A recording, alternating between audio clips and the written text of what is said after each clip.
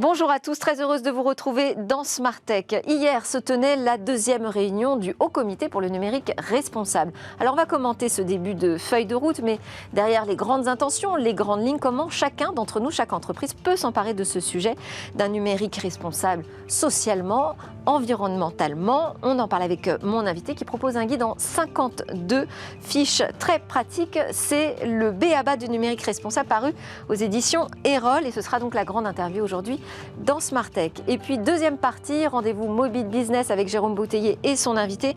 On regardera ce qu'il en est de cette nouvelle politique de Google en matière de traceurs publicitaires et marketing. Et puis on terminera avec notre regard sur où va le web et le Grand Prix de Monaco en particulier. Mais d'abord, donc je vous propose cet entretien avec Este Rouguevičiūtė. Mon invité aujourd'hui, on va parler donc de numérique responsable.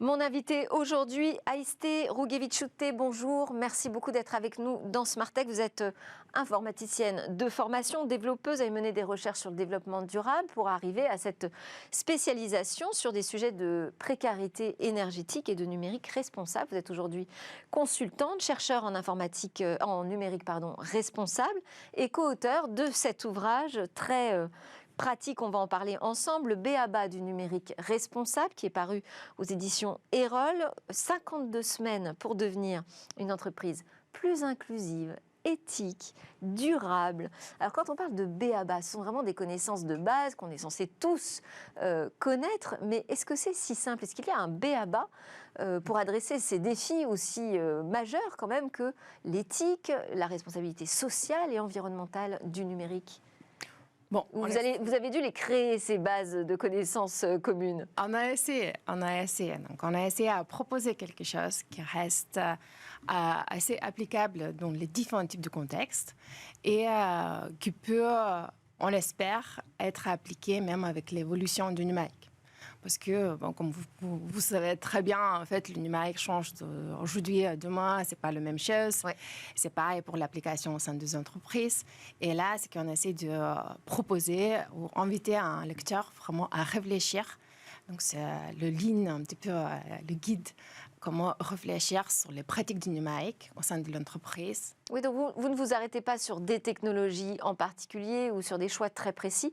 C'est plutôt un guide qui va nous donner une sorte de ligne de conduite finalement pour mener son entreprise vers une politique plus durable. Tout à fait. Donc, il y a certains conseils assez pratiques avec des exemples qui sont pertinents. Aujourd'hui, on essaie de souligner ça aussi dans le livre. Par exemple, sur le stockage, l'hébergement des données. Tout à fait, exactement. Ouais. Donc, il y a certains des exemples qu'on donne dans le livre qui sont très pratiques, mais ça reste pratique pour aujourd'hui.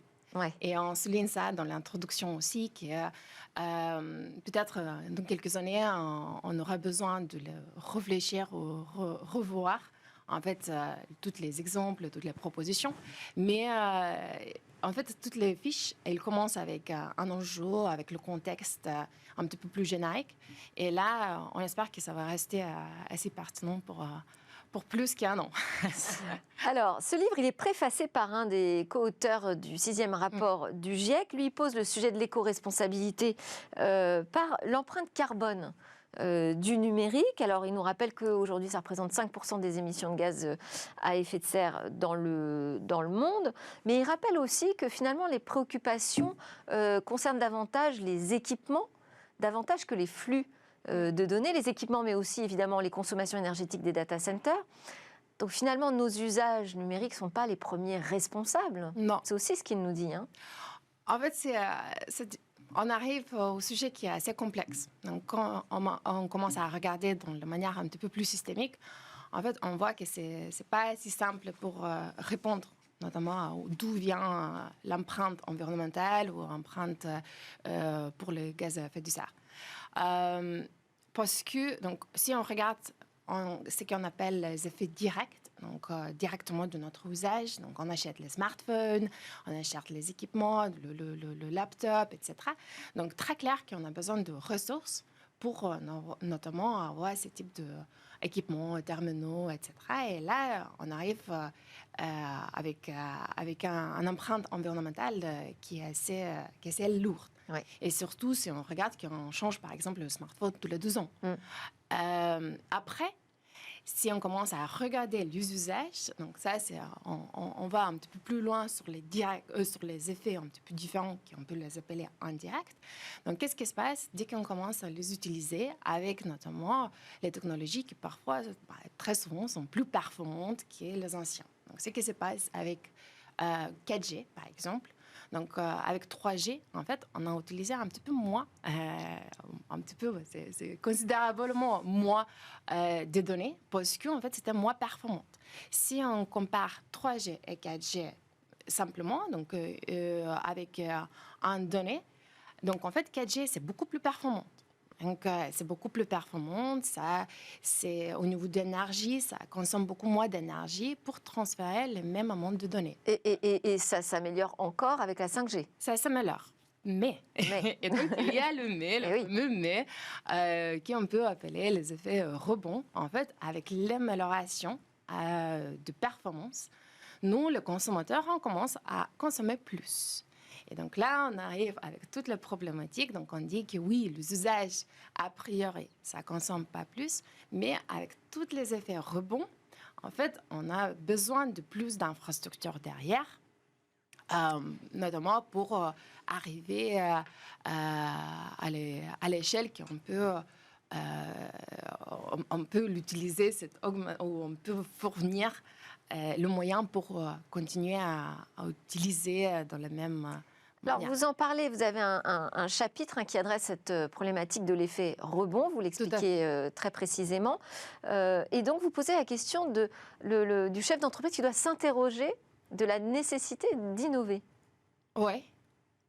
En fait, l'innovation... Maintenant, c'est un petit peu le buzzword, je dirais. On commence tout le temps à parler de l'innovation, aller plus loin. Par exemple, toutes les réglementations qu'on a, surtout sur l'IA, maintenant, c'est mis un petit peu en cause. On dit, est-ce qu'on peut aller innover, continuer à innover si on a des réglementations, si on a des contraintes, etc. Moi, personnellement, j'aime bien, c'est une métaphore proposée par le ex-employé de Google qui travaillait notamment sur l'IA éthique. Elle a dit, pour conduire la voiture, c'est très bien qu'il y en a des freins. Et notamment, on peut aller plus vite et plus rapidement parce qu'on a des freins, on a un terme de sécurité. Donc, c'est même chose avec l'innovation. En fait, si on veut aller et continuer à innover dans la manière qui sont utiles pour tout le monde, qu'on peut aller plus loin sur les visions qu'on partage. On espère qu'on partage. C'est Mais ça veut dire, quand vous parlez de frein, c'est intéressant parce que est-ce que ça veut dire que on doit avoir un cadre, en fait, des contraintes dans lesquelles on va grandir et évoluer, ou est-ce qu'on doit vraiment freiner sur l'innovation ? Ah non, c'est bien sûr que c'est pas freiner de l'innovation, parce qu'en fait, encore une fois, l'innovation... Parce que vous dites aussi, vous écrivez là dans le livre, je dis vous, mais vous êtes 3 à avoir rédigé ce guide, vous écrivez « Le numérique contribue plus à exacerber les crises climatiques et sociales qu'à les résoudre ». Pourquoi ? En fait, ça vient de... Donc moi, je suis chercheur, j'ai fait mon thèse actuellement. Et ça, c'est le constat partagé par les académiques. En fait, le constat que le numérique apporte beaucoup d'efficacité, beaucoup d'amélioration pour les différents types d'industries. Oui. Pourtant, aujourd'hui, malheureusement, ce qu'on constate, si on prend en compte tous les effets pour l'environnement et pour la société. Donc, on prend en compte ça aussi. Donc, il y a toutes les questions de polarisation, par exemple, protection de données, etc., les cybersécurités. Donc là, on arrive que malheureusement, à ce stade, on ne peut pas constater qu'il y a plus de bénéfices apportés qu'il y en a attendu. Donc l'impact est plus négatif que positif aujourd'hui sur l'environnement et sur la société. Tout à fait. C'est le constat qui est un petit peu partagé par... bien sûr, le sujet est assez complexe, mais il y a un rapport qui est sorti l'année dernière, c'est en anglais, il n'y a pas la version en français, Digital Reset. Et là, notamment, c'est les chercheurs de différents pays, d'ailleurs, ils ont travailler ensemble et c'est quelque chose à proposer aussi et présenter pour l'Union européenne pour dire qu'en fait, on parle de transformation digitale, c'est trop bien, mais en fait, on a besoin de mettre certains cadres pour s'assurer que le numérique apporte tous les bénéfices attendus. Oui, parce que là, on voit l'explosion du sujet de l'intelligence artificielle, mais qui va permettre aussi d'affiner énormément les politiques, justement, environnementales. Ce sont aussi des outils de pilotage précieux pour les collectivités territoriales. On peut parler du télétravail aussi. D'ailleurs, vous mettez le télétravail plutôt en avant dans le guide, en disant que c'est une bonne solution. Donc, comment est-ce qu'on arrive finalement à la fois à proposer ces solutions technologiques qui sont source d'économie d'énergie, de modes de pilotage plus intelligents, de l'impact de l'homme sur la planète, et en même temps à pas créer cette pollution supplémentaire? Parce que là, dans le guide, en fait, tout commence par prise de conscience. Tout à fait. Les premières semaines, parce que ça passe, vous partez du principe qu'en 52 semaines, en un an, on va réussir à avoir une entreprise un peu plus responsable. Et donc, chaque semaine, on doit digérer une fiche. Et les premières fiches sont assez simples, c'est juste une prise de conscience. Toutes les actions commencent avec ça. Donc, en fait, comment on peut, pour répondre à votre question, comment on peut réduire les impacts? En fait, les technologies, c'est déjà dans les années 70 que c'était marqué que les technologies ni bonnes ni mauvaises. C'est pas neutre non plus. Donc, en fait, toutes les technologies, la manière comment elle est conçue, déployée, etc., ça prend de ressources. Donc, on commence, on ne peut pas... Le cloud, ce n'est pas exactement le nuage qui est invisible. Donc, il y a toute l'infrastructure derrière. Après, il y a toutes les questions, on peut aussi... surtout sur l'IA, par exemple, quel type de données utiliser pour entraîner l'IA, quel type de valeur, et c'est la valeur du qui, et après, toutes les questions de responsabilité aussi, si quelque chose ne va pas, en fait, qui est responsable? Est-ce que c'est le développeur? Est-ce que c'est le support? Est-ce que c'est l'entreprise, en fait, ou c'est le gouvernement, parce qu'il n'y a pas assez de réglementation, donc on ne propose pas de réponse, malheureusement. Alors, on a quand même des réponses, parce qu'aujourd'hui, les entreprises doivent respecter la RSE. On peut parler aussi du RGPD, sur la protection des données personnelles. Vous voulez ajouter à cela de nouvelles contraintes qui se retrouveraient autour de la RNE, la responsabilité numérique des entreprises? Ce n'est pas la contrainte, moi, je dirais. Donc, c'est plutôt la manière à réfléchir ou une invitation à réfléchir sur les responsabilités des entreprises. Donc, mais ça fait lourd sur leurs épaules quand même, hein? On en rajoute à chaque fois quand même. On ajoute à chaque fois. Et je suis complètement d'accord avec vous. En fait, il y a donc maintenant en attente le CSRD, la nouvelle réglementation sur la RSE. Et c'est pourquoi... Et cette RSE ne suffit pas, RSE, RGPD, ça ne suffit pas aujourd'hui à régler la question de la responsabilité numérique? Personnellement, je dirais que non. Pourquoi? Parce qu'en fait, le numérique continue à évoluer. Et aujourd'hui, c'est qu'encore une fois, si on revient sur le constat que le numérique crée plus de problèmes, malheureusement. Donc, c'est pourquoi on a besoin de réfléchir, en fait, la manière comment on aborde ce type de sujet. Donc, encore une fois, c'est pas nécessairement le frein, c'est les structures. C'est les structures, c'est les différents moyens à regarder les pratiques numériques, que ce n'est pas tout le temps la solution. Et en fait, c'est bien, on peut apporter de bonnes solutions et à aucun moment, on ne propose pas de complètement arrêter le numérique. C'est plutôt l'invitation que le numérique, on ne peut plus négliger le fait que le numérique est partout. Et en fait, on prend très souvent, on pense, bon, c'est là et ça va rester là. Mais à quel coût? Et c'est là qu'on invite à réfléchir. Et alors, qu'est-ce qu'on pourrait citer comme exemple très précis, très concret, qu'on peut trouver dans le livre? Il y en a plusieurs, des exemples. Mais qu'est-ce qui vous semble intéressant là de mettre en avant aujourd'hui dans Smartech? Un sujet qui n'est pas adressé justement par la RSE ou par le RGPD et qui devrait être pris en compte dans cette RNE, responsabilité numérique des entreprises. Quel type de sujet? En fait, il y a tellement de sujets sur le numérique responsable. Donc, le numérique responsable, c'est comme le développement durable. Donc, et ce n'est pas nécessairement que tous les sujets sont pertinents pour une entreprise donnée. Oui. En fait, comme vous avez dit, en fait, les entreprises, maintenant, elles ont demandé tellement de choses à faire et répondre à tellement différentes réglementations. Donc, le données, c'est quelque chose de pertinent pour tous. Mais les questions, par exemple, de l'accessibilité. Donc, maintenant, on commence à aller, il y a de cadres réglementaires qui viennent de commencer ou qui commencent à arriver. Et sur l'accessibilité, par exemple, si on parle d'une entreprise qui travaille sur e-commerce ou même le banque, l'accessibilité d'application, c'est très important. Et là, c'est même pas le contraint, je dirais, que c'est en fait, c'est l'avantage pour leur compétitivité aussi, pour attirer ou pour s'assurer que leurs clients ou les clients potentiels ont du moyen d'accéder et bien fluidifier leur expérience en utilisant l'application, le site web, etc. Mais le même enjeu, c'est pas nécessairement pertinent, par exemple, pour l'industrie automotive. Oui. Donc, c'est pourquoi c'est si difficile. C'est le premier, c'est ce qu'on aussi propose dans le livre, en fait, pour établir les ordres de grandeur, l'importance pour une entreprise donnée et bien identifier quel type d'enjeux sont le plus impact pour les activités du business et en même temps pour les parties prenantes. Oui, c'est ça. Vous donnez une sorte de piste pour définir sa propre stratégie de responsabilité numérique avec des petits graphes pour bien identifier où sont les points sensibles. Alors, parce que là, ce livre s'adresse, en tout cas, j'ai l'impression, plutôt à des responsables d'entreprises de PME, peut-être de TPE, PME.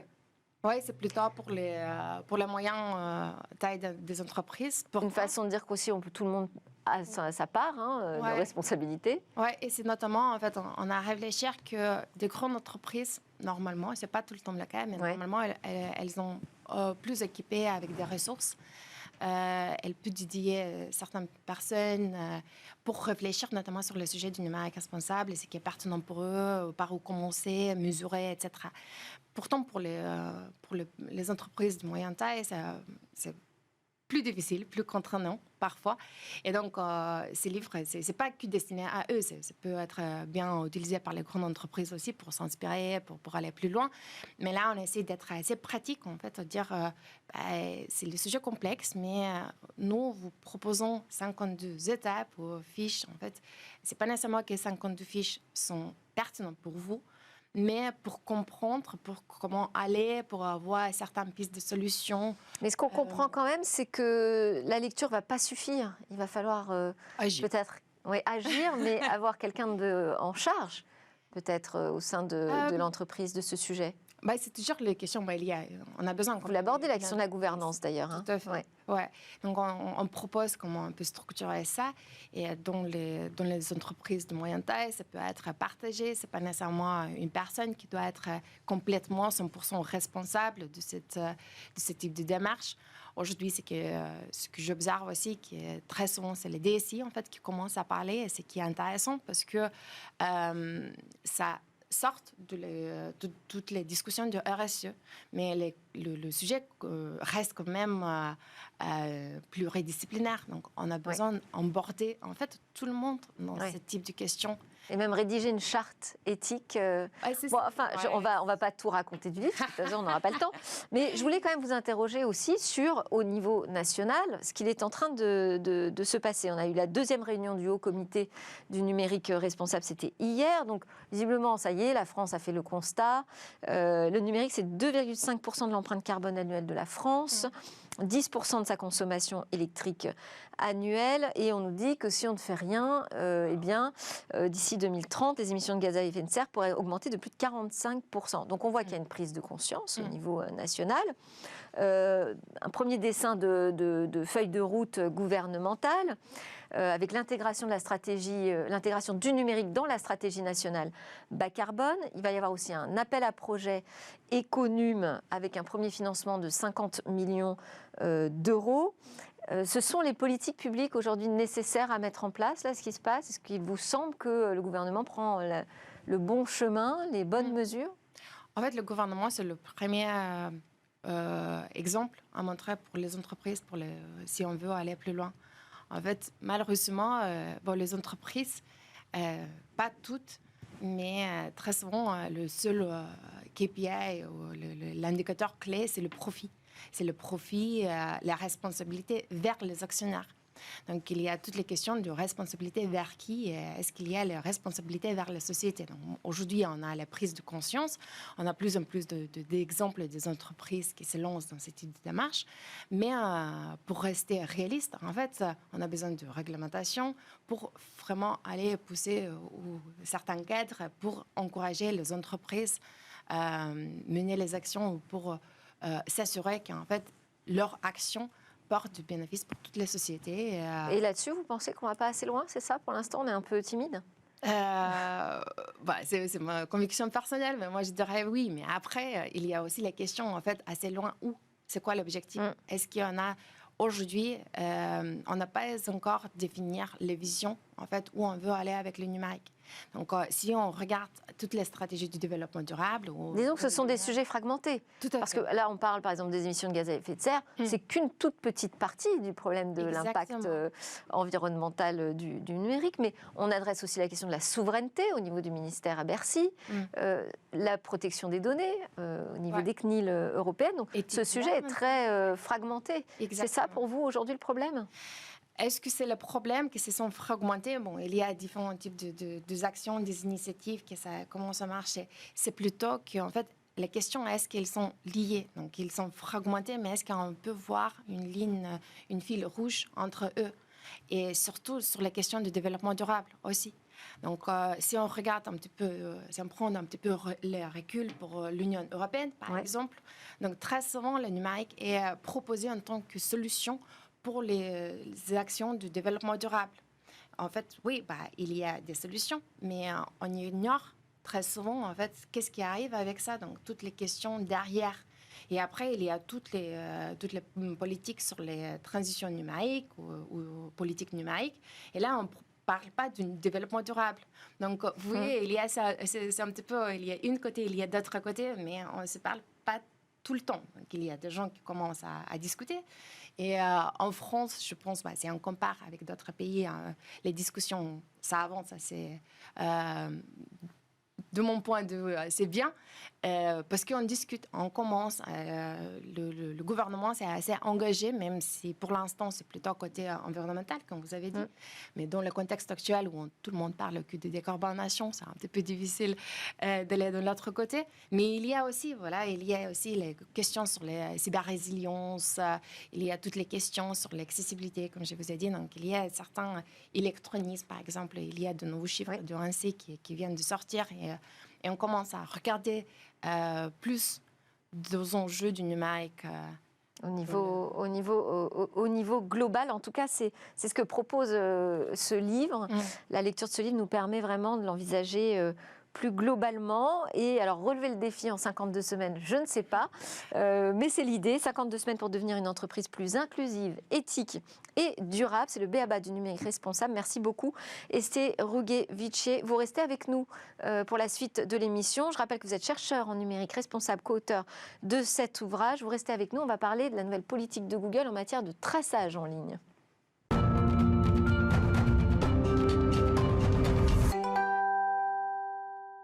Bienvenue de retour sur le plateau de Smartech, deuxième partie qui démarre. Mon invité spécial aujourd'hui, Esther Rouguet-Vichet, restée avec nous, consultante, chercheur en numérique responsable, co-auteur du b.a.-ba du numérique responsable paru chez Erol tout récemment. Alors, c'est maintenant l'heure de notre rendez-vous mobile business avec Jérôme Bouteiller, le fondateur, rédacteur en chef d'Écran Mobile. Bonjour Jérôme. Bonjour.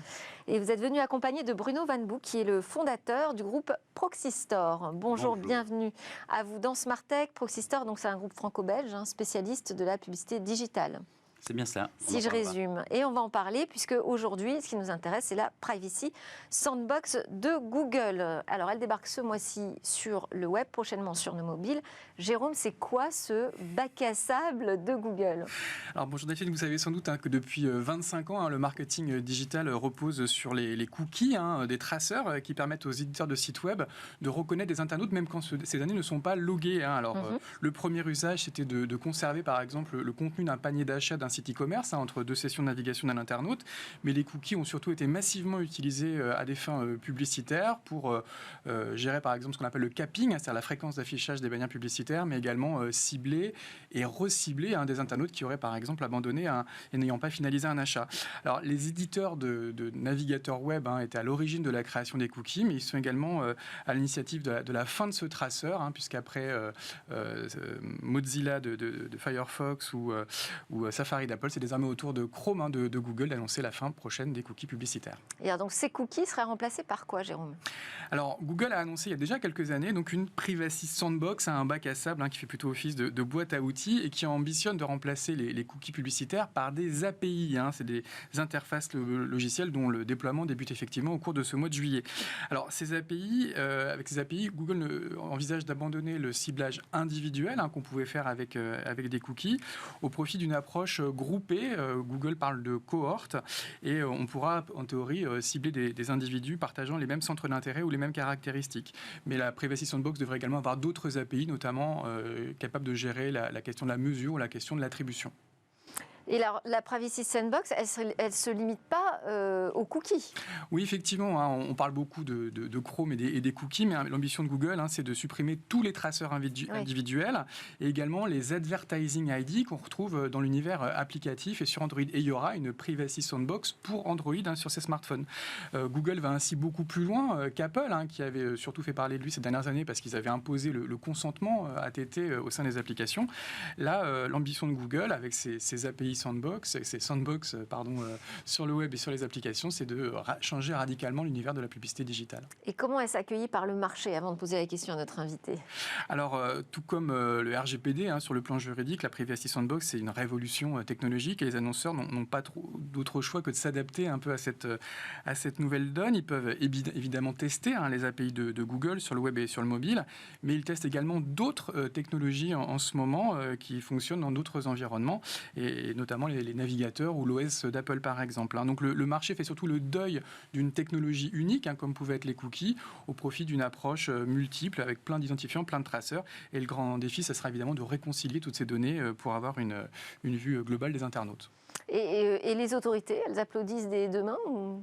Alors on pourrait le croire parce qu'effectivement la Privacy Sandbox va un petit peu dans le même sens que le RGPD, mais les autorités ont aussi une réflexion sur les équilibres de marché et les rapports de force sur le marché publicitaire. Et depuis le début de l'année, l'ambiance a un petit peu changé. En janvier dernier, par exemple, le département américain de la justice a décidé d'attaquer Google pour abus de position dominante en affirmant que le groupe utilisait des méthodes anticoncurrentielles et illégales pour éliminer ou réduire drastiquement toute menace à sa domination sur les technologies utilisées pour la publicité numérique.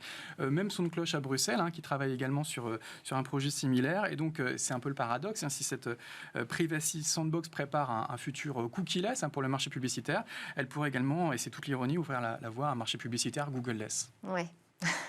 Alors, on va débattre justement de ce sujet avec notre invité, Bruno Van Boeck, fondateur du groupe Proxystore.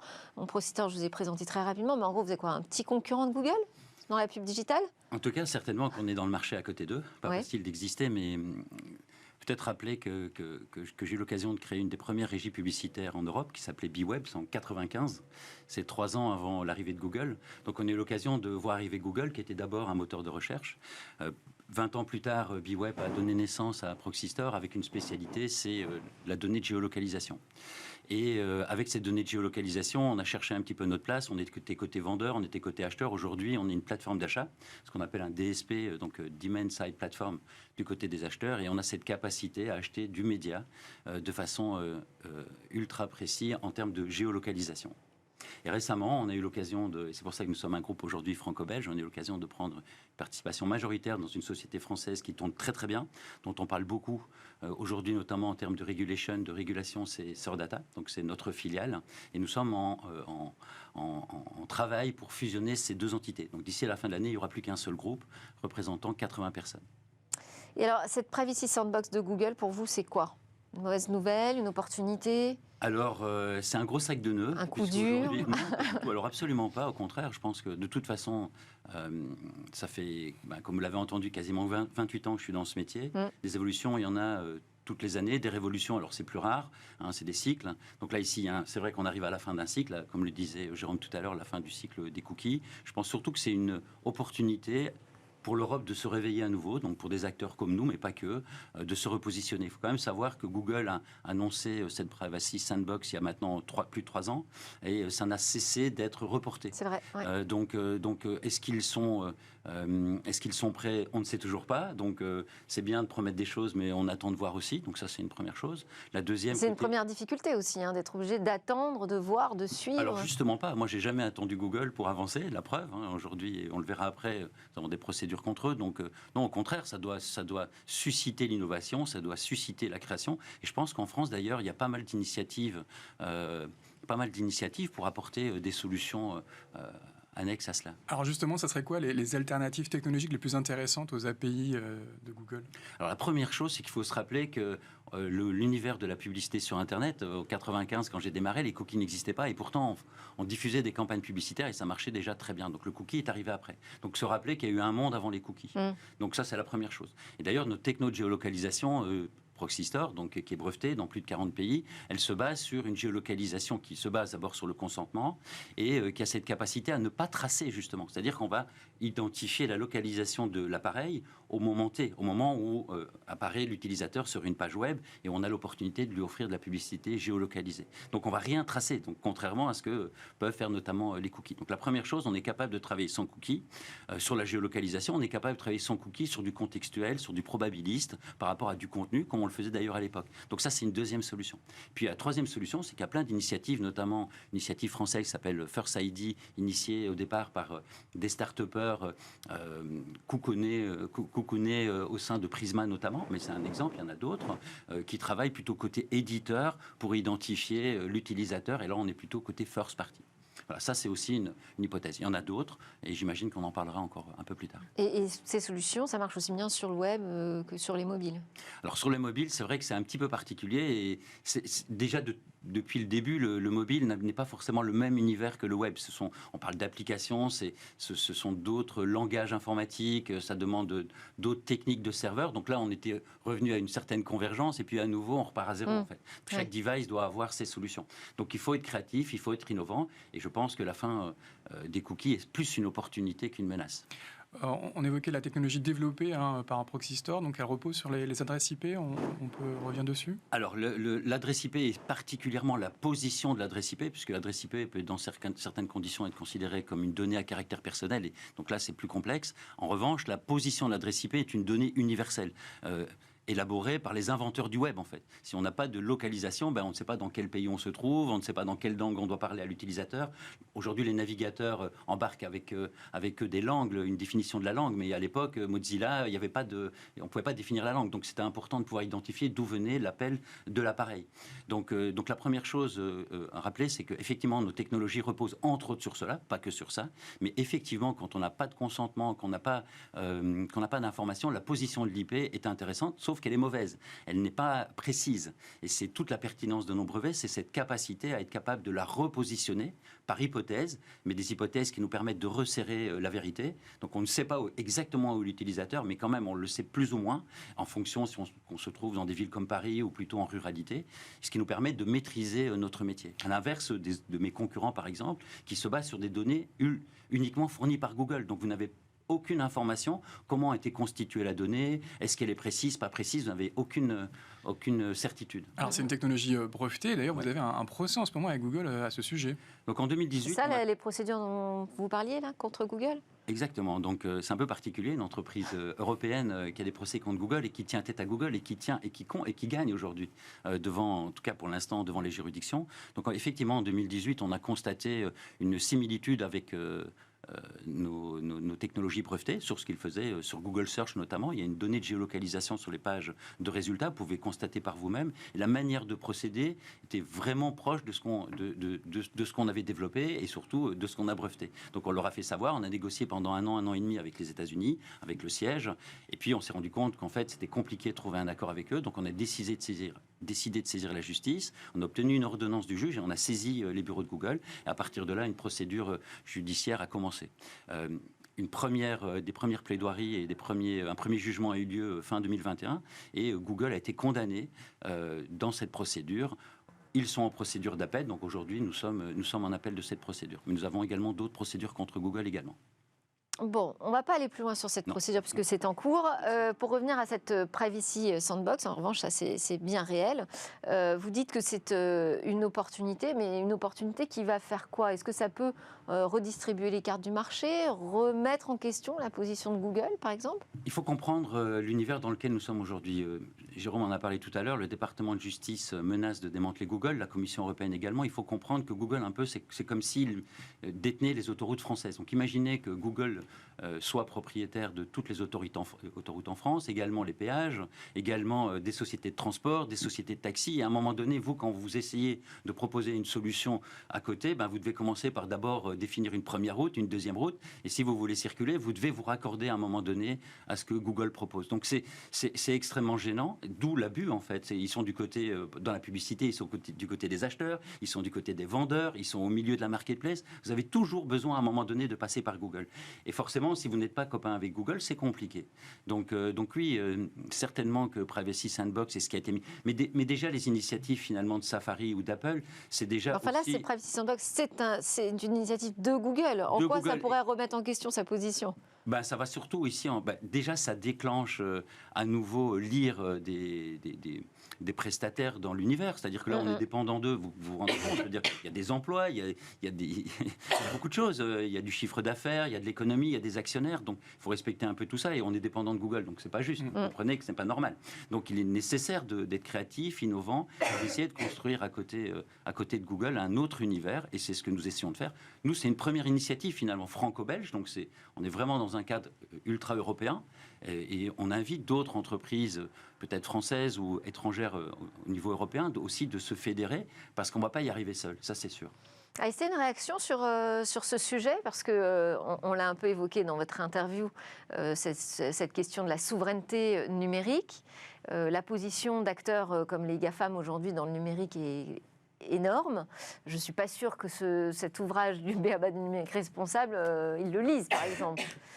Bon, pour autant, ils ont des responsabilités importantes vis-à-vis des autorités. En fait, en attendant, je me demande, est-ce que ce n'est pas la réponse aux nouvelles réglementations DMA, directive de marché. Le DMA, oui. DMA, ouais. Digital Market. Est-ce que c'est pas, il n'y a pas la connexion qu'en fait, ils sont un petit peu obligés à répondre parce que ça va venir. On voit que ça va venir et ça, le but, c'est notamment pour essayer de réduire le marché.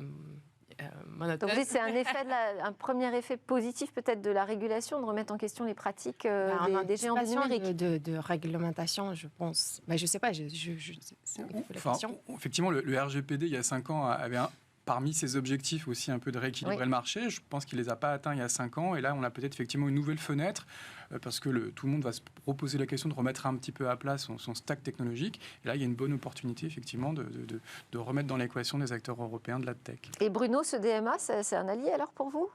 Tout ce que l'Europe essaie de construire est sans doute par de bonnes initiatives. Après, dans les faits, on en parlait encore dans les studios avec Jérôme, quand le RGPD est arrivé, c'était une opportunité pour toutes les start-up européennes et en fait, il n'en a pas été ainsi. Pourquoi? Parce que tous les grands acteurs qui travaillaient avec Google ont d'abord essayé de rendre réglementaire, conforme, les grands acteurs avec lesquels ils travaillaient, dont Google, et ça a fait perdre 1 an et demi de temps à toutes les startups qui pensaient qu'elle allait rentrer en premier, et finalement le dossier était tout en bas de la pile, et on a perdu 1 an et demi.